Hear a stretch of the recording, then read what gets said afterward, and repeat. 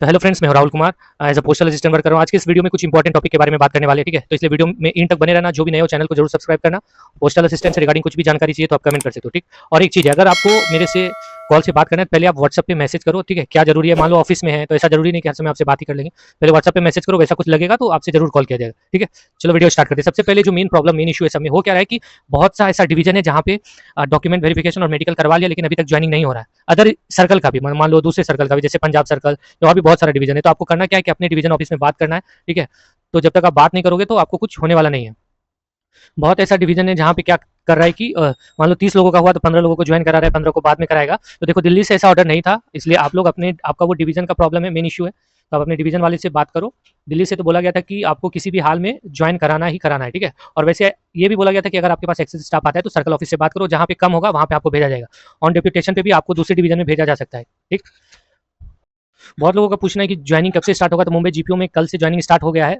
और बहुत सारे डिवीजन, जैसे मुंबई साउथ के भी कुछ लोग बताए कि या फिर मुंबई वेस्ट या दादर वाले से भी बताए हैं कि उन लोगों को रोजगार मेला के लिए कल भेजा जाएगा। तो आपको ज्वाइनिंग लेटर कल मिलेगा, तो कल से ही आपका ज्वाइनिंग स्टार्ट हो गया। तो जहाँ पे अगर नहीं हुआ है, कोई ऐसा डिवीजन है जहाँ पे आपने सब कुछ करा लिया है और मेडिकल भी हो गया, तो उसको रेफरेंस दे सकते हो कि अदर डिवीजन में सब लोग ज्वाइन हो गया है। अगर हम लोग को लेट कराओगे तो ट्रांसफर में और भी बहुत सारे प्रोसेस में लेट होगा। देखो, सब कुछ अगर हो गया तो आप लोग आराम से मत बैठना, क्योंकि अगर दिसंबर चला जाएगा तो फालतू का एक थोड़ा प्रॉब्लम होगा। क्योंकि देखो, एक तो आपको जो छुट्टी मिलने का है वो मिलेगा नहीं। इस साल का मान लो फ्री का 2-4 छुट्टी है, वो अगले साल क्रेडिट हो जाएगा, तो अगले साल की छुट्टी के लिए आपको फायदा होगा, वो आपको नहीं मिलेगा। उसके बाद फिर जो इंक्रीमेंट है, मान लो दिसंबर में आप ज्वाइन नहीं करते हो तो जो इंक्रीमेंट है वो आपको फिर नेक्स्ट जनवरी चला जाएगा। तो मतलब सेम समय में सबका सब कुछ हुआ है, बस यही फर्क हो जाएगा कि आपका इंक्रीमेंट जनवरी चला जाएगा और किसी का जुलाई में हो जाएगा, तो थोड़ा बहुत का फर्क गिरेगा। और सिर्फ डिवीजन की वजह से एक चीज़ और है कि मुंबई जीपीओ या अदर जो डिवीजन है, जिनका मेडिकल हो गया और जिनका डीवी हो गया, मेडिकल के लिए जीटी हॉस्पिटल या कोई भी हॉस्पिटल भेजा गया है, तो आज जो लड़का गया था उसको ये बोला गया जीटी हॉस्पिटल में कि आप अपने ऑफिस से कुछ ऐसा लिखवा के लेके आओ जिसमें ऐसा लिखा रहे कि हाँ अर्जेंट है, उसका मेडिकल जल्दी से कर दो, क्योंकि बहुत सारे लोग बहुत रिक्वेस्ट किए तो उन लोगों को यही बोला गया। तो जो अभी यहाँ है, ठीक है, उनका मेडिकल का डेट दिया हुआ 5 दिन 10 दिन, तो आप ऑफिस में जाके मिलो और ऑफिस में बोलो कि आप, ठीक है, कि आपको भी ऐसा बोला गया है। तो कोई लेटर मान लो अगर ऑफिस से मिल जाता है तो आपका मेडिकल जल्दी हो जाएगा। जैसे कुछ लोगों को ऐसा बोला जा रहा है कि जनवरी में डेट दिया जाएगा, तो फिर मान लो जनवरी में दे दिया तो फालतू का भी देखो, इन हैंड सैलरी आपको 45,400 मिलेगा। तो अगर आप फालतू का जाओगे, उतना टाइम जाएगा, तो 2 महीने का सैलरी आपका मान के चलो 90,000 तो आपके हाथ से गया, और फिर एक फालतू का सीनियरिटी भी लॉस होगा, और भी बहुत कुछ, जैसे इंक्रीमेंट में भी आपको प्रॉब्लम हो जाएगा, बहुत बहुत सारा इशू होने वाला है। इस तो इसलिए आप लोग कोशिश करो। 90,000 तो आप लोग समझ सकते हो, ये तो इन हैंड सैलरी का बात हुआ। उसके बाद आपका 10,000 रुपया और मान के चलो, तो टोटल हमको लगता है 1 आध लाख से रुपया से भी ज़्यादा का दिक्कत होगा। उसके बाद आप यहाँ रुकोगे, अभी कुछ दिन मान लो रुकते हो तो वो खर्च अलग होगा। बाद में अगर लेट हो जाएगा तो कोई भी डिवीजन हो या कहीं कोई भी सेक्शन आपको मिलने का है तो वो बचा हुआ सेक्शन मिलेगा। मतलब लेट हुआ तो आपको बहुत सारा प्रॉब्लम होगा। और अभी देखो, मान लो मुंबई जीपीओ में कुछ लोगों को जनवरी या बाद में ज्वाइन कराएगा, तो हो सकता है जो बचा हुआ सेक्शन है जिसमें कोई नहीं जाना चाहता है वो वाला सेक्शन भी आपको मिल जाए। तो इसलिए कोशिश करो दिसंबर से पहले ज्वाइन करने का, ठीक है। किसी भी दिसंबर में किसी भी डेट में ज्वाइन करोगे तो चलो चलेगा, लेकिन लेट मत होने दो किसी भी वजह से। आपको लग रहा हो कि वो डेट दे दिया, क्योंकि आज कुछ लोग ऐसा बोले कि रिक्वेस्ट करने पे जो है टाइम मिल रहा है, ठीक है।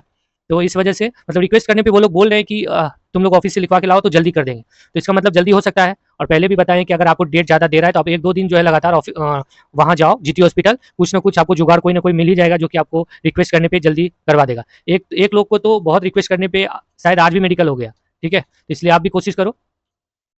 देखो, कुछ लोगों का पूछना है कि एनपीएस के लिए जॉइंट अकाउंट चलेगा क्या। तो देखो, जॉइंट अकाउंट मत यूज़ करना, सिंगल आपके नेम पे अकाउंट होना चाहिए एनपीएस के लिए, और वो नेशनलाइज बैंक का रहेगा। उसके लिए आपको पहले भी बताया है कि आपका जो कैंसिल चेक है, अगर आपके पास चेक है तो वो लेगा, या फिर आपका पासबुक का फर्स्ट पेज का जीरोक्स, ठीक, वो कब लेगा, डॉक्यूमेंट वेरिफिकेशन में नहीं, आपका डॉक्यूमेंट वेरिफिकेशन आपको लगेगा, ठीक है।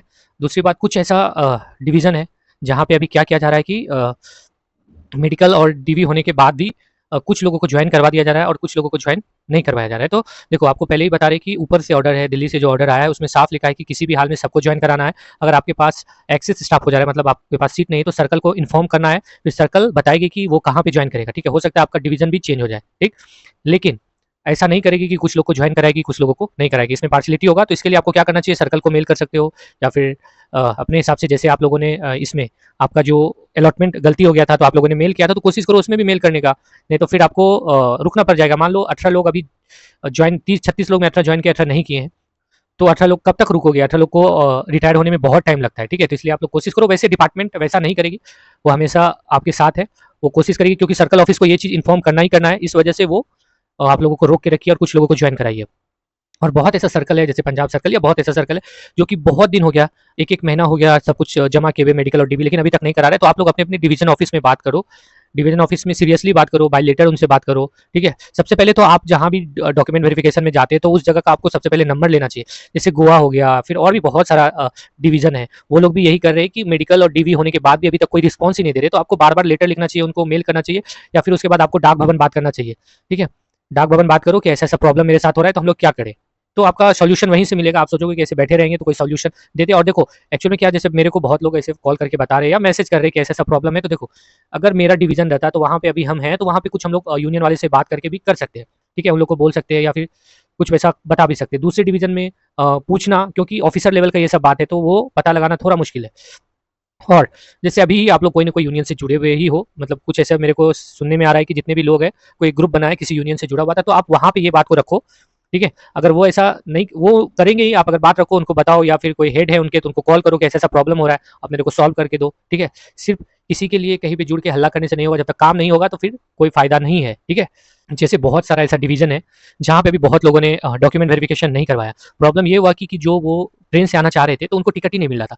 तो टिकट नहीं मिलने की वजह से वो लोग नहीं आए हैं, तो ये एक जेन्युइन रीज़न है। तो उनको डर लग रहा है कि मान लो 5 दिन लेट पहुँच गए या 10 दिन लेट पहुँच गए, तो वहाँ उससे कोई दिक्कत होगा क्या? तो कोई दिक्कत नहीं होगा। यहाँ ऑफ़िस में आपको कोई रिजेक्ट करने के लिए नहीं बैठा है, ठीक है? एक जेन्युइन रीज़न है, क्योंकि और ऐसा नहीं है कि मान लो ट्रेन का टिकट नहीं मिला तो हमको एकदम ज़बरदस्ती फ्लाइट से कर्जा लेके आना ही है। मतलब प्रॉब्लम है पैसे का, किसी से लेके देके, वो ऐसा ज़रूरी नहीं है, ठीक है? इसका गवर्नमेंट भी अलाउ नहीं करती। आप अपने हिसाब से आओ, ऑफ़िस को इन्फॉर्म कर दो पहले कि ऐसा-ऐसा मेरे साथ प्रॉब्लम हुआ है, तो ऑफ़िस इस बात को समझेगी। ऐसा नहीं कि ऑफ़िस वाले बैठे ही हैं कि आप तुमको निकाल देंगे। उनको जॉब देना है आप लोगों को, क्योंकि स्टाफ की ज़रूरत है ऑफ़िस में, ठीक है? उनको रिजेक्ट नहीं करना। रिजेक्ट तभी आप होगे जब आपके पास जो जेन्युइन डॉक्यूमेंट नहीं है, ठीक है? जो डॉक्यूमेंट चाहिए वो आपके पास नहीं है, तभी रिजेक्ट होगे। जैसे बहुत ऐसा केस भी हुआ कि जिनको कि जैसे बहुत जगह प्रोविजनल है, तो जो चेक कर रहा है वो मतलब वो डरा दिया कि रिजेक्ट हो जाओगे, जबकि आगे फिर हेड के पास गया तो वो बोला नहीं चलेगा। देखो प्रोसेस क्या है कि अगर कोई जैसे ओबीसी, एससी, एसटी किसी भी चीज़ में अगर तुमको प्रॉब्लम हुआ, ठीक? तो वो पहले क्या करेंगे कि जो डॉक्यूमेंट चेक कर रहा है वो अपने से हेड के पास पूछेंगे। फिर हेड भी उसको डायरेक्ट रिजेक्ट नहीं कर सकता। वो फिर सर्कल ऑफिस, रीजनल ऑफिस भेजेगा उस लेटर को। फिर रीजनल ऑफिस भी डायरेक्ट इस पे एक्शन नहीं ले सकते, वो दिल्ली से पूछेगा। तो इसलिए आप टेंशन मुक्त रहो कि ऐसा नहीं कि आपको वहीं पे ऑन द स्पॉट गए कहेगा सीधा निकलो, वैसा नहीं। हाँ, निकलो का क्या है, वो लेटर में ही लिखा है कि अगर आपका डेट ऑफ बर्थ गलत है तो ही निकलो। उसके बाद अगर ओबीसी या कोई भी चीज़ आप आफ्टर क्रूशियल डेट भी है तो कोई आपको निकाल नहीं सकता, इसके लिए आप फाइट कर सकते हो, ठीक है? इसलिए आप टेंशन मुक्त रहो। और जैसे कुछ लोगों को मेडिकल में से टेंशन हो रहा है, लग रहा है उनको कि मेडिकल में अनफिट ना कर दे, ये ना कर दे, या मेरे को रेफर कर दिया इस हॉस्पिटल से उस हॉस्पिटल में आई की वजह से। देखो इससे पहले भी बहुत लोगों को किया है, तो अभी तक तो किसी को रिजेक्ट होते हुए सुने नहीं है, तो आप भी रिजेक्ट नहीं होगे, भगवान ऐसा ना करे, ठीक है? और सब कुछ आपके फेवर में ही होगा। और क्योंकि ये फोर्स वाला जॉब नहीं है, नॉर्मल सा जॉब है, सिविल जॉब है, इसमें थोड़ा बहुत आई साइट ये वो प्रॉब्लम है तो वो चलेगा। और बेसिक कोई प्रॉब्लम नहीं होना चाहिए, कोई हेवी डिजीज़ नहीं होना चाहिए जो कि क्योरेबल ना हो। और वैसा कुछ होता है तो आपको उसके लिए दवाई या मेडिसिन या चश्मा ये सब लिख के आपको फिट सर्टिफिकेट मिल जाएगा। हाँ, एक चीज़ करेगा कि मान लो बोर्ड बैठती है तो वो भी डिसाइड करती है सबको, और कोई भी नहीं चाहता कि ऐसे ही किसी वजह से किसी को छाँट दे, ठीक है? नॉर्मली हार्ट बीट ये वो ये सब सबका तेज़ रहता है, ऊपर-नीचे सबका होता है, ठीक है? आपको अगर फिट सर्टिफिकेट मिल गया है, या फिर आपको जैसे बहुत लोग ऐसे डॉक्यूमेंट में थोड़ा बहुत इधर-उधर हुआ, उनको बोला गया कि आपको रिजेक्ट कर देंगे, लेकिन उसको मेडिकल का सर्टिफिकेट मिल गया तो सोच लो आप आपका सब कुछ सही है, ठीक है? उतना डरना नहीं है। हाँ, कुछ एकदम फालतू है तो ही कुछ प्रॉब्लम हो सकता है, ऐसे नॉर्मली प्रॉब्लम नहीं होगा। के लिए आप लोग अप्लाई करना चाहते हो, जैसे कुछ लोगों का पूछना है कि मान लो जॉइनिंग लेटर मिला लेकिन 10 दिन बाद जॉइन करना चाहते हैं, तो वो ऑफिस को आप इन्फॉर्म कर देना कि ऐसा-ऐसा मेरे साथ प्रॉब्लम है या सामान लाने के लिए जा रहे हैं या ऐसा कुछ, इतने तारीख को हम जॉइन करेंगे, तो वो ऑफिस मान जाएगी, ठीक है? अगर जेन्युइन रीज़न रहेगा तो, ठीक? तो जितना भी आप लोगों का इश्यू था, जो भी कमेंट में था, वो आपको हम बता ही दिए। और भी कुछ अगर आपको लगता है कि जानकारी चाहिए तो आप कमेंट करना, तो आपको उस कमेंट का नेक्स्ट डे वीडियो बना ही देंगे, ठीक है? और देखो जो भी जॉइन करने, मोस्टली मोस्टली तो कल से जॉइनिंग स्टार्ट हो गया है। मुंबई जीपीओ में 30 तारीख को लगभग 60 से 70 लोगों को जॉइनिंग लेटर मिलने वाला है, और बहुत सारे डिवीजन में भी मिलने वाला है। इसलिए जिनका जॉइनिंग नहीं हुआ है तो वो कोशिश करो अब बात करके जल्दी जॉइनिंग हो जाए। जितना जल्दी होगा उतना ज़्यादा आपको फायदा है, ठीक है? बैठने से कोई फायदा नहीं। हाँ, अगर नेक्स्ट जॉब के लिए, किसी और जॉब के लिए आपको जाना है तो कोई बात नहीं, ठीक है?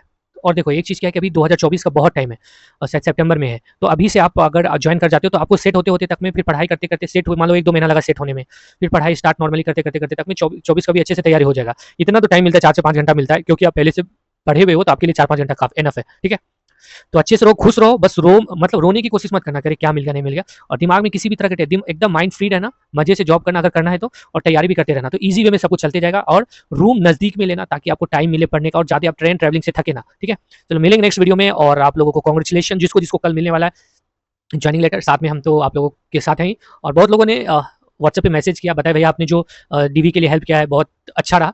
तो देखो भाई उतना तो अपना बनता है, क्योंकि हर कोई अदर स्टेट से आता है, उनको किसी को भी एक थोड़ा सा सहारा चाहिए कि हाँ इतना चीज़ पता चल जाएगा तो काम हो जाएगा। तो उतना बन रहा था तो अपने से जितना बनता था अपने से किए, और बाकी बात कल तो सबसे मिलना हो ही जाएगा। ठीक है, चलो थैंक यू और गुड नाइट।